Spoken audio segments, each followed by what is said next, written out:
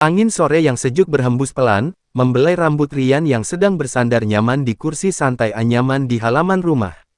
Layar ponsel di tangannya menyala terang, menampilkan adegan seru dari anime isekai terbaru yang sedang ia tonton, sebuah cerita di mana tokoh utamanya tiba-tiba terlempar ke dunia sihir yang penuh naga dan kerajaan megah, lalu diberi kemampuan yang jauh di atas rata-rata penduduk sana.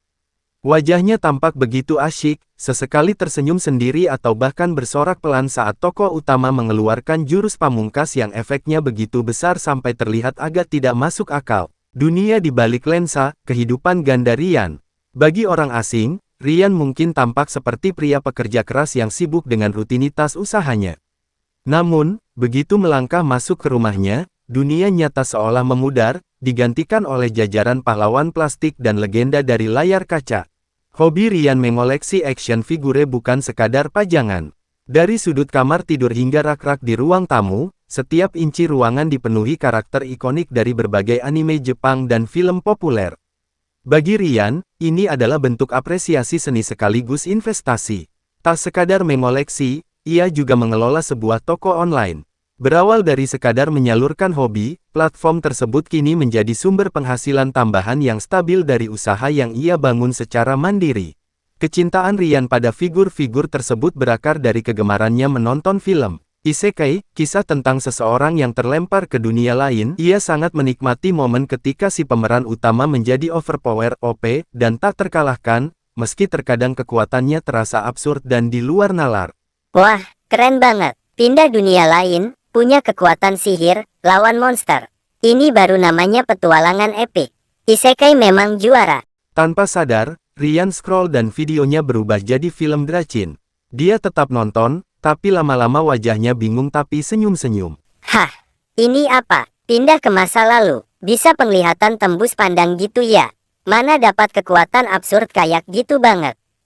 Tapi kok rasanya familiar ya? Rian menggaruk kepala yang tidak gatal. Wait a minute, ini kan mirip isekai juga. Cuma ini versinya, versi konyol ya. Hahaha, absurd banget sih logikanya. Terbangnya kok kayak ditiup angin gitu.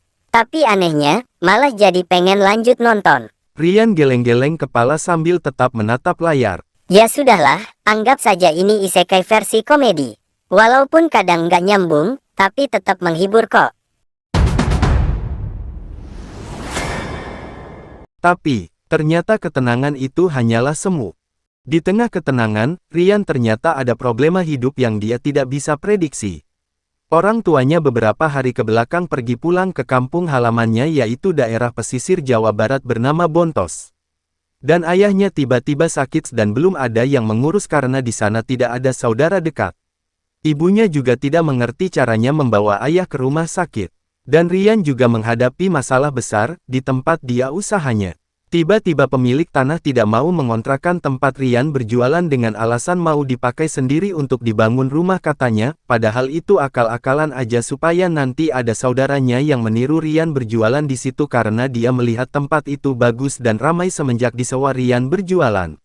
Setelah berdebat panjang dan tidak menemukan solusi, Rian segera berkemas dan pulang bersiap-siap pulang ke kampung menyusul orang tua untuk merawat ayahnya yang sakit itu. Tapi saking lelahnya, sebelum berangkat ke kampung dia terduduk di sofa ruang tamu dan sambil melepas kebingungan hatinya, ia merasa dunia sedang mengeroyoknya. Untuk mengalihkan sesak di dada, ia membuka film CV favoritnya. Namun, di luar jendela, langit mulai berubah warna. Asap ungu samar menyelimuti atmosfer, merayap masuk lewat celah ventilasi. Mata Rian memberat, dan ia pun terlelap dalam kegelisahan yang dalam. Rian terbangun bukan karena alarm, melainkan karena keheningan yang mencekam. Saat ia membuka mata, jam menunjukkan tengah malam, udara terasa lebih padat dan dingin. Ada sensasi aneh di ujung jarinya, seperti aliran listrik yang statis. Ia melihat ke cermin dan terkesiap. Pupil matanya memancarkan cahaya keunguan tipis. Ada apa ini ya? Kok rasanya agak aneh gini? Bisik Rian tak percaya.